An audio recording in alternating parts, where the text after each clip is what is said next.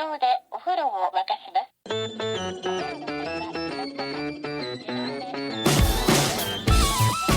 Hello and welcome to another episode of No Such Thing as a Fish, a weekly podcast coming to you from the QI offices in Covent Garden. My name is Dan Schreiber. I'm sitting here with Andy Murray, James Harkin, and our friend Helen Arney of Festival of the Spoken Nerd. And once again, we've gathered around the microphones with our 4 favorite facts from the last 7 days, and in no particular order, here we go.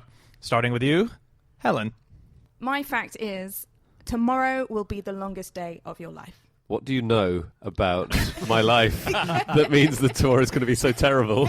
It's because I won't be with you, Andy. That's why it's going to be so long. The days on Earth are getting longer all the time. On average, right? This is an on-average thing. So potentially tomorrow could be your longest ever day. But then the day after that could be even longer. Oh, and wow. We're talking like tiny, tiny amounts. But the Earth is gradually being slowed So it's not down. like 20 minutes. Yeah, you don't suddenly wake up tomorrow and you're like, wow, got an extra spare 20 minutes. It's like you've got a microsecond. You've got a microsecond spare. Oh, so, okay. What will I do with it? Take the dog for a walk? Even thinking about what you will do with it, you have wasted a microsecond. Like, in context, in the next 800 years, if we didn't adjust our clocks to account for this, we would be an hour out. So midday wouldn't be when the sun is at its highest point, it would be 1 p.m. So in 800 years' time, we'll be an hour out, unless we adjust our clocks and we add these things called leap seconds, all kinds of stuff. Do you know that the word noon used to mean 3 p.m.? So you would go 12 p.m., 1, 2, noon, 4. Yeah, because Really? noon was the 9th hour of the day. And you can work back however many hours that was. It was 6 a.m., wasn't Yeah, it? So the first hour of the day. Was it Roman times? Actually, in medieval times, and I think it was for like people who were praying. They would have to pray on the 9th hour, and so they would do their noontime prayers, and it would be at 3. So in the year 5000, approximately, Oh yeah, midday will be we'll be at back noon. there We'll again. be back at noon. This is perfect. What were you saying about leap seconds? Well, this is the weird bit about all of this slowing down, because the Earth is slowing down. There's nothing you can do about it. It's things like tidal forces kind of slowing down the Earth by moving in and out, changing the angular momentum if you want to get physicsy about it. But things like earthquakes, they can speed up the movement of the Earth. Oh, So this is a really? real on-average thing. So over the last few decades, we've noticed that the Earth has slowed down, but sometimes it's speeding up and sometimes it's slowing down. So on average, it's slowing down, but they can't predict it exactly. So you can never say, right, next year we need to add a leap second. We'll get back to normal. Wow. Because some years you're going a bit slower, some years going a bit faster. So these organizations decide.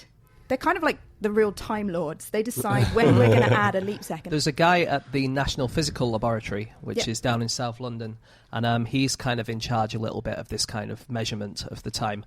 He's known as the Time Lord, like you were saying. They call him the Time Lord. His real name is Peter Wibberley. But that's really interesting because Doctor Who calls his sonic screwdriver the Wibbly Wobbly. So he's got Does a... he? Yeah. It's the wibbly wobbly timey wimey. Anyway, Peter Wibberley, or we're going to call him the Time Yeah, Lord, let's call I him the think. Time Lord. He said there are consequences with tinkering with time. Are the consequences Daleks? Robo-men? No, Andy. Robo-Man. I don't watch it. Cyberman. Yeah, sure. But it is a trade-off, though, because computer time is clocking along in its own happy way, being exactly 60 seconds, exactly 60 minutes, exactly 24 hours.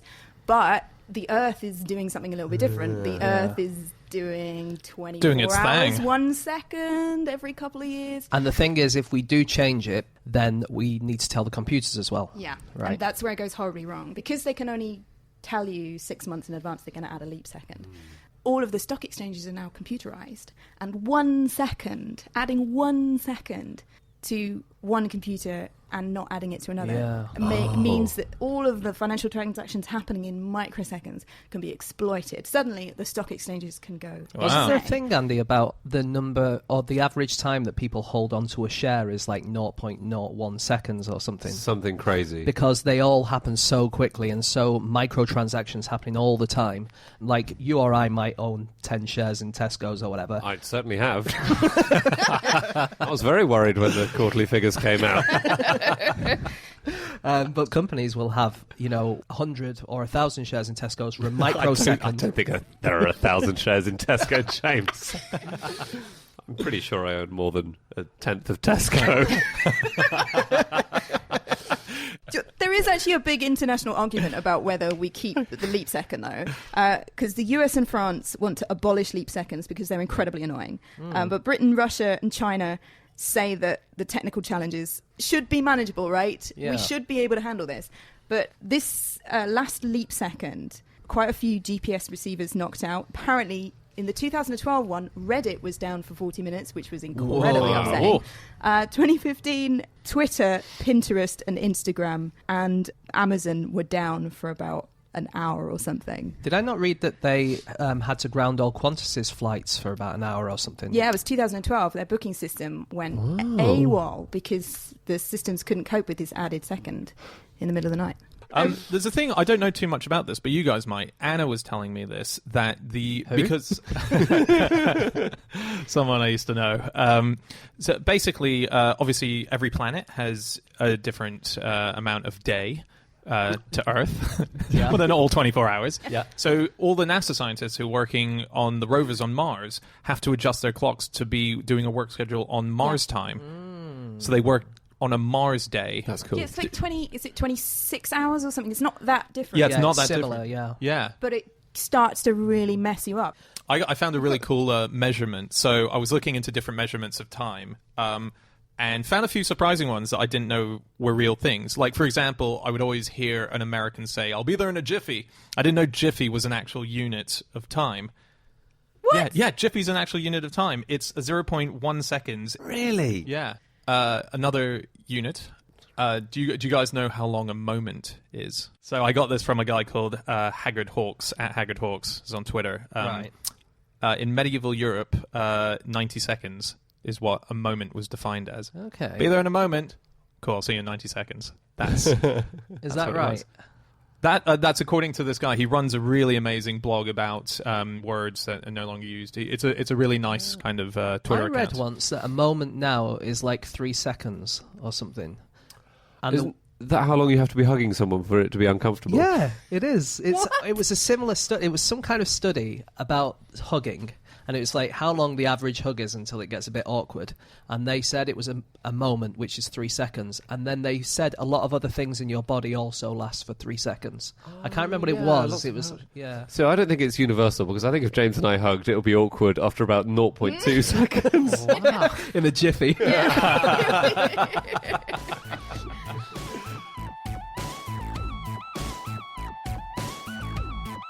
Okay, time for fact number 2, and that is James.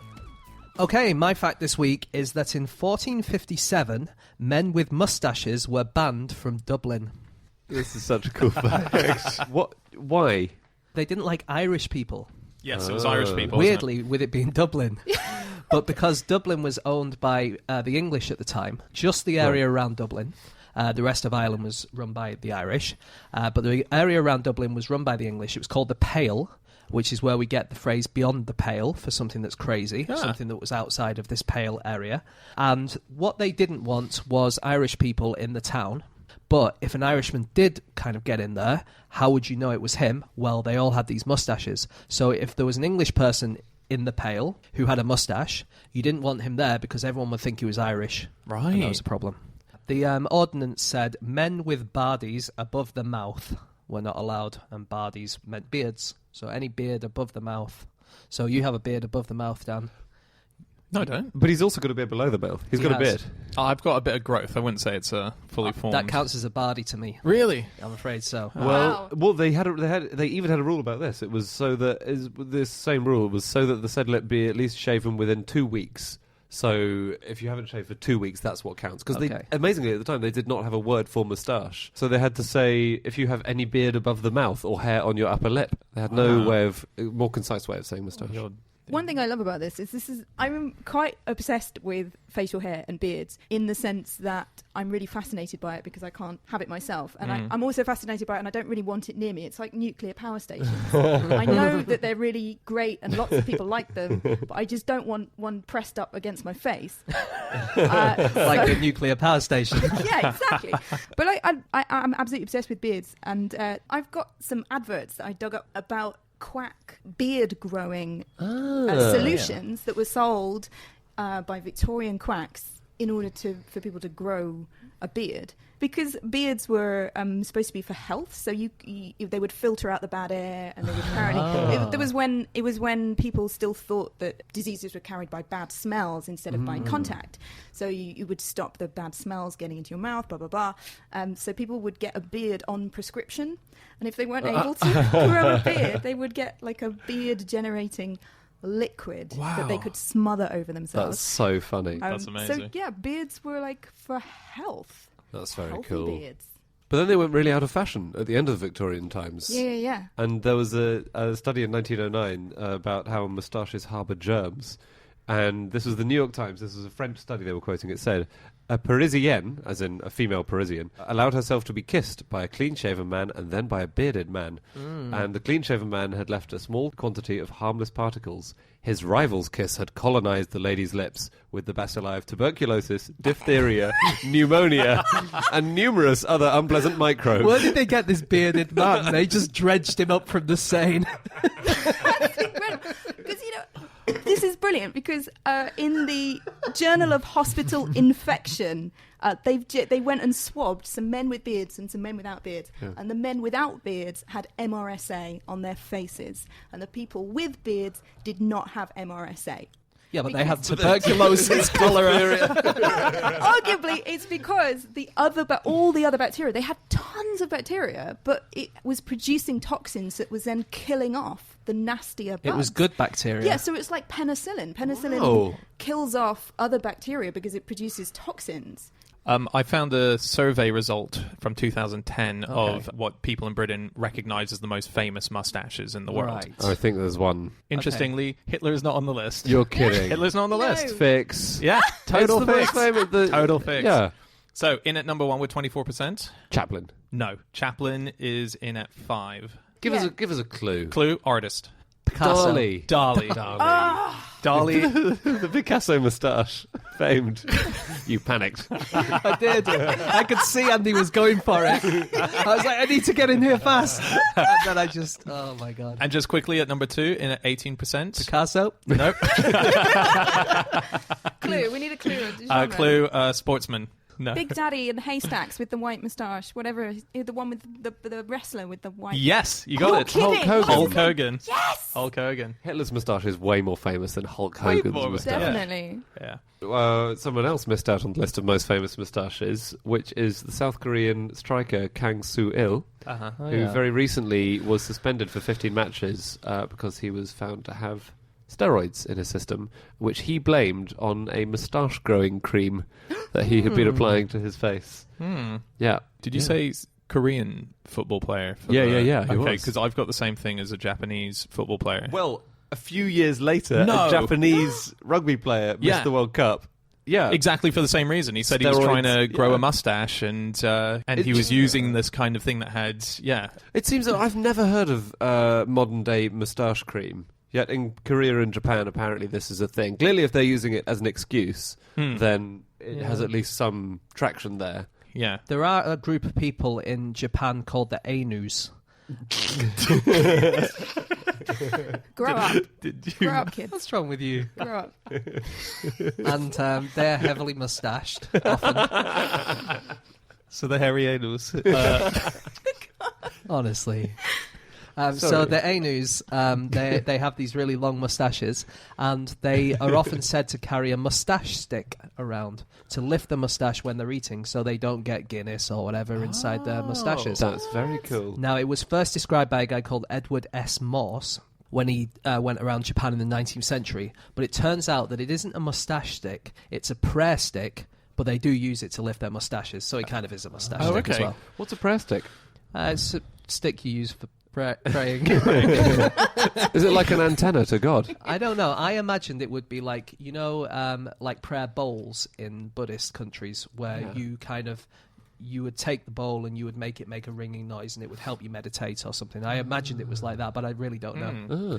They did used to have, I think it was back in the Victorian times, a set of mugs and so on where they had mustache catchers. So you'd place your mustache into it as part of the porcelain. And there would be I think the Ainus had those as well.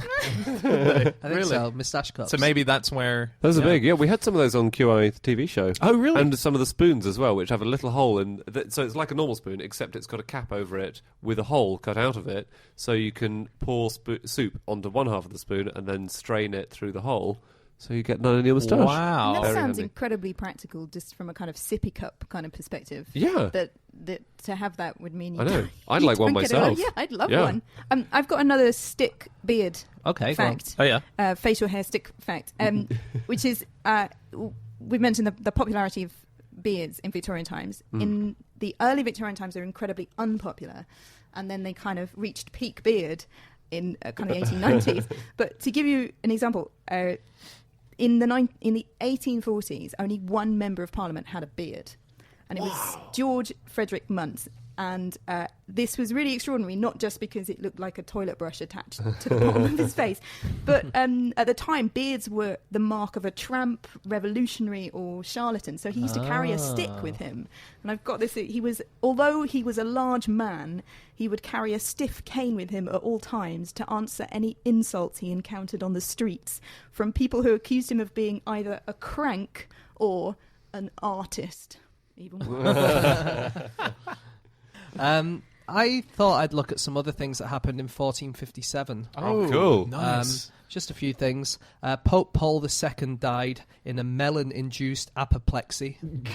We've all been there. Incredible. So this is Anna, who I should introduce you guys to one day. She do a big thing where she found melon overdose was a massive thing back around this time. She loves it. Yeah, she found like 10 people, kings and popes, and all died from melon overdose. Yeah. But how? Is it like it goes... I think it was surely something else. Obviously, it was something else.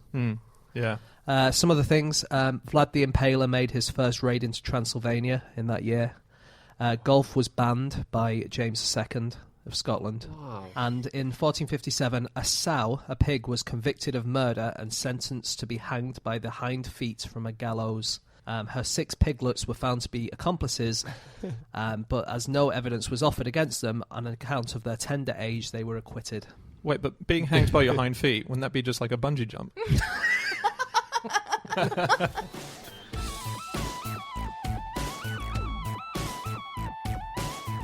Okay, it's time for fact number 3, and that is my fact. My fact this week is that Diplodocuses could break the sound barrier.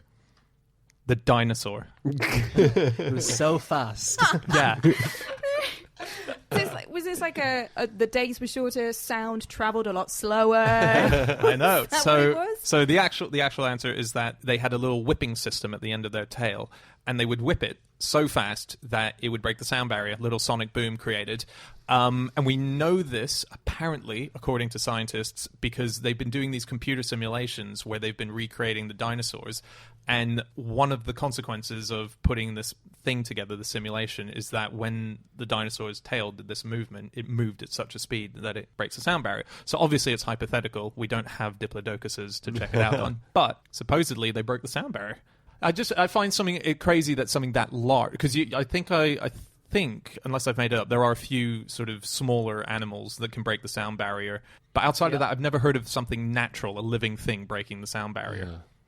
Isn't the shrimp? Does that? Yeah, mantis shrimp. Yes, Mantis that's shrimp, what I'm but thinking of. it itself doesn't move faster than the sound barrier. It clicks with its claws and it creates a bubble which breaks the sound barrier. Is that correct? Yeah. That sounds about right. Okay, so then that shouldn't count. So I don't. Yeah. In terms of the animal moving itself, yeah. Yeah.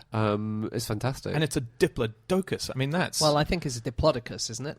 well, I say Diplodocus. Do you? But I say Diplodocus. a lot of people say Diplodocus, and that's the American pronunciation. And Two I've- scientists around here say What Yeah, come but to say? Dan's seen Jurassic Park a lot. Yeah. I would trust Exactly. his judgment. Well, because the word Diplodocus was invented by an American, and he pronounced it Diplodocus, I think we were supposed to pronounce it Diplodocus.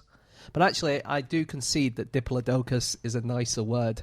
Well, there's a BBC news correspondent called Susan Ray, and she went round surveying what people thought it was amongst academics to get the best understanding of it. And what she actually came out with, I think there was a definitive answer, but I got more interested in this sideline thing she found out, which is that there's actually 4 pronunciations of it. So it's not just the 2 that we know. Okay. There's Diplodocus. Yeah, that's the one you That's guys- how I say it. Yeah. Yeah. At that speed as well. Is there a Diplodocus? Yeah. Diplodocus. Yeah. So that one as well. That's the 4th. Sorry, yeah, I meant Diplodocus. Yeah. But that would imply Yeah, there's that's it. there's a single animal called a Diplodocus, which is twice as big. But yeah, so there's 4 pronunciations Right, apparently. what was the 4th one? I think the one I just said, Diplodocus. Dubbity-doo. Diplodocus. So this was by a BBC journalist. So Yeah. Due to the unique way that BBC is funded, we now know that We there now are know there are 4. 4. But Yeah. Dan hasn't told us which is the right one. Well, as I said, I got so interested in the 4 pronunciations, I didn't look into the one that actually won.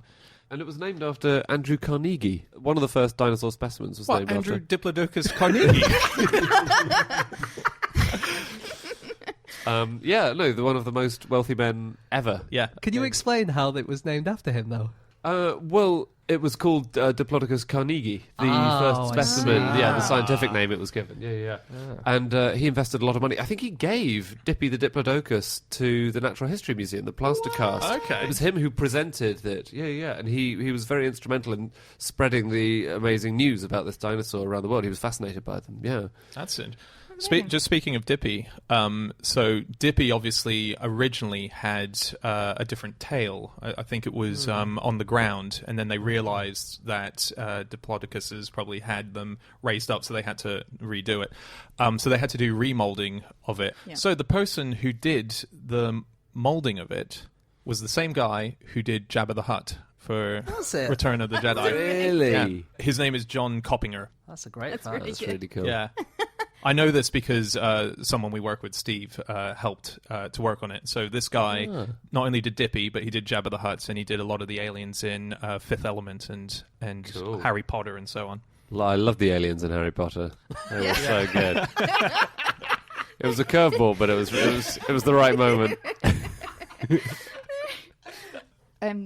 I've got a dinosaur naming story, which is that it was a couple of years ago, a new species, completely new species of pterosaur has been named after a 9-year-old girl who found the fossilized bones on a beach in the Isle of Wight. And the species is called Vectidraco, which means pterosaur, means dragon from the Isle of Wight. And the second word is Daisy Morrissey, because her name is Daisy Morris.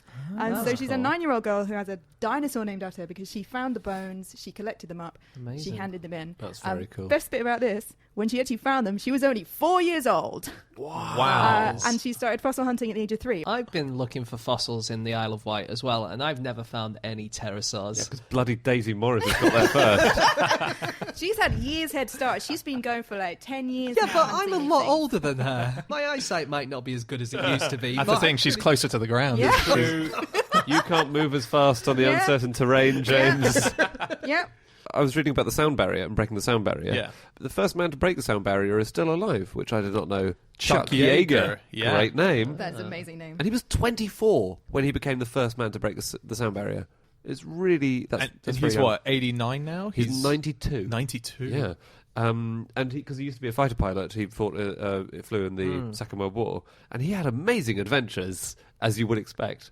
Because he was a fighter pilot. Yeah. And I was just reading, this is all very public, this is on the Wikipedia about him. He, on the 12th of October 1944, he downed 5 enemy aircraft in a single mission, which is good, I believe. Like you saying you would expect it with him being a fighter pilot, you would be the worst audience for his stories, wouldn't you? He's like, I was in the war and I shot down all these enemies. And you're like, well, I would expect that. You're a fighter pilot. Hang on. I want to tell you what happened on the 12th of October 1944. So this is the exact sentence. 2 of these kills, out of 5 in a day, 2 of these kills were scored without firing a single shot. When he flew into firing position against a Messerschmitt 109, the pilot of the aircraft panicked, braking to starboard and colliding with his wingman. Whoa. How cool is that? Wow. You just have to turn and face... Yeah. That's They both proper- parachuted that's out. like- Oh, so they survived. He's so 92. I follow him on Facebook. He's a very active Facebook you? user. Yeah, Chuck Yeager loves Facebook. That's amazing. Breaking the social media barrier. Wasn't there supposedly a story about, was it Kittinger or someone who maybe broke the sound barrier before him, doing a free fall from extremely, extremely high? And the idea being that he went so fast, and with the air being so thin up there, the sound barrier is a bit less, that maybe he did break the sound barrier. Wow. There are loads of earlier claims, or people, and they sort of didn't have very accurate instruments and things like that. Also, the last time that Chuck Yeager broke the sound barrier was on the 50th anniversary of the first time. He flew a plane at the age of 74 past Mach 1. There's a picture of him sitting in it, on his Facebook page. You can see that. So cool. I'm going to go and poke him after this podcast. We were talking on last week's podcast about the Concorde, and so that obviously breaks the sound barrier. And you pointed out, Andy, that they're not allowed to do it over cities, and I had no idea because the boom is so great that it would actually just be incredibly noisy. But actually, it goes beyond noise. There was an accidental sonic boom, a sound barrier breaking that happened. And how do you pronounce this place? I know it's Aberystwyth. Aberystwyth. There are actually 4 ways of pronouncing it. There's a Aberystwyth. So a jet was flying over, and it broke the sound barrier, and it was so loud that everyone thought that a bomb had gone off. Windows in shops shattered. Wow. Like, just blew out completely. People were terrified, and they genuinely thought something had exploded. That's incredible. That's amazing. Yeah. Night shift worker Greg Babalicki said, I was just falling asleep and the sonic boom happened. Keep it down, please.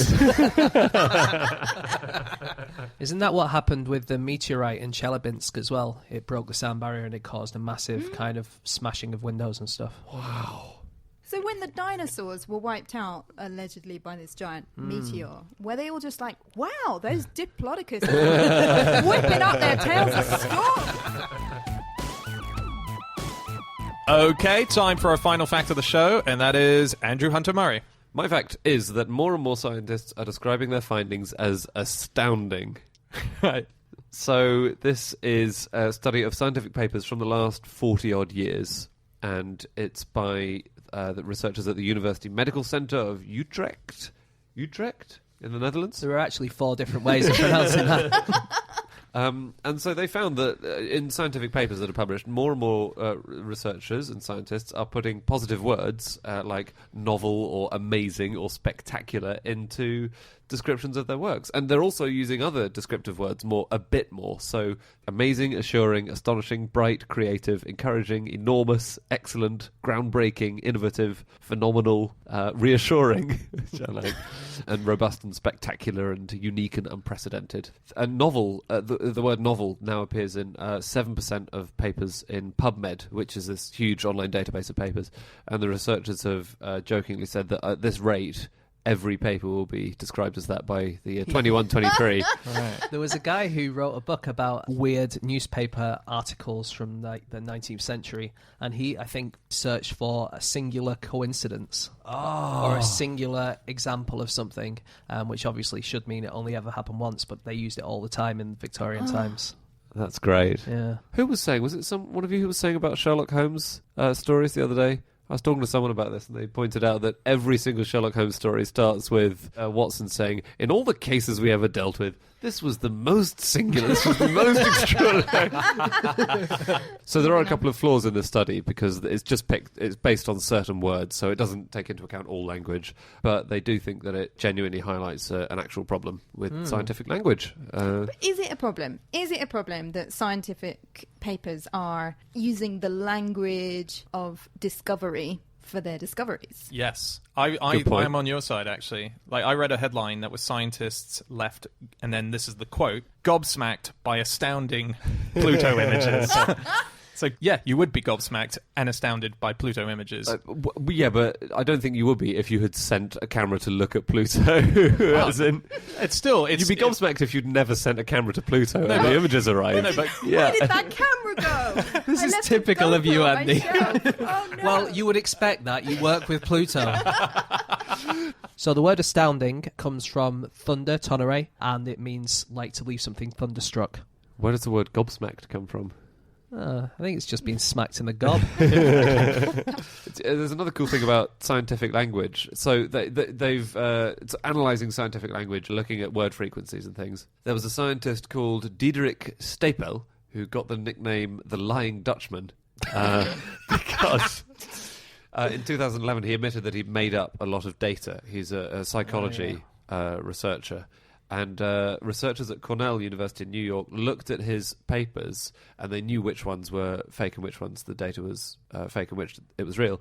And they worked out that he used more science-related terms to describe his methods when he was writing up fraudulent findings than when he was writing up real ones. So they can identify to 70% accuracy, so there's a long way to go, but they can identify when he's lying. Which is interesting. So if that could be rolled out to other forms of language, that would be amazing. Forensic linguistics. Yeah. That is fascinating because there's certain tricks I don't know them all, like in interrogation, where you can study not the content of the responses but the word count of responses. It's a certain police technique where you're not really listening to the answers, but you're listening to the number of repeated words they're using, and it's actually. They say, "I did it, I did it, I did it, I did it, I did it, I did it, I did it." No, it's because if you were at a scene and you were actually there, then you don't have to draw on your imagination as much. So you use a different. That's so clever. You can't control the kind of repetition of language. There was a scientific paper with no words in it that I found. It was by a clinical psychologist called Dennis Upper, which he wrote or didn't write in 1974, and it was called The Unsuccessful Self-Treatment of a Case of Writer's Block. Oh, wow. That's delightful. That's the very scientific funny. equivalent of John Cage's 4 minutes 30. Yeah, exactly that. Nice. That's great. You can, instead of for 4:33, you talked about this the other day, you talked about 4:33 and how it's about the audience noise and the orchestra noise or the pianist noise. Is that just reading that paper, you just, as a scientist, have the internal thoughts of disappointment? Yeah, you project onto it. You lack project of success. Yeah. Wow. That's really cool. I went onto Google News and looked for the word astounding. To see what people are describing as astounding at the moment. It's astounding that 10 households in Weston-super-Mare still watch black and white telly, according to the most recent headline I found. See, there we are. I'm not astounded. Are you not? Yeah. I'm intrigued. Yeah. I thought that word was going to be indifferent as it came out, but no, intrigued was much more interesting. Yeah, I mean, those must be a rarity now, and I'm sure the sets have a certain value to a collector or a connoisseur. Okay. Yeah. And you pay a cheaper license fee, I Yes, understand? you do. Black and white Right. telly? Yeah. The next astounding news story I found was officer hands out an astounding 19,000 parking tickets in a year. Now, that is astounding. Yeah. Oh. I'm surprised that you wouldn't say, well, you would expect that. He's a parking warden. And then the third one that I found was, it's astounding. 7 black and white TV licenses are currently in force in Pontypridd. Wow. So it's the word astounding outside science papers is mostly used to describe TV licenses. Traffic orders. Now, that is astounding. That is. Okay, that's it. That's all of our facts. Thank you so much for listening. If you'd like to get in contact with any of us about the things we've said over the course of this podcast, we can be found on Twitter. I'm on @Schreiberland. Andy. At Andrew Hunter M. James. At Egg-Shaped. And Helen. At Helen Arney. Yeah, and Helen's got a bunch of gigs coming up as well. First one is this coming Sunday, which is the 24th of January, and that is in London, and that's Festival of the Spoken Nerd, so you can go to that. And also, you're doing a new show, aren't you, on the last Tuesday of every month? We are. It's called An Evening of Unnecessary Detail, and it does exactly what it says on the tin. Even your own Andrew Hunter Murray is doing our Casio Night special. It will be astounding. It will be. Okay, if you want to listen to all our previous episodes, they're on our website, nosuchthingasafish.com. You can also email podcast@qi.com. Anna, who used to be on the show, she will be back next week. She'll answer those emails, and we'll see you again next week for another episode. Goodbye.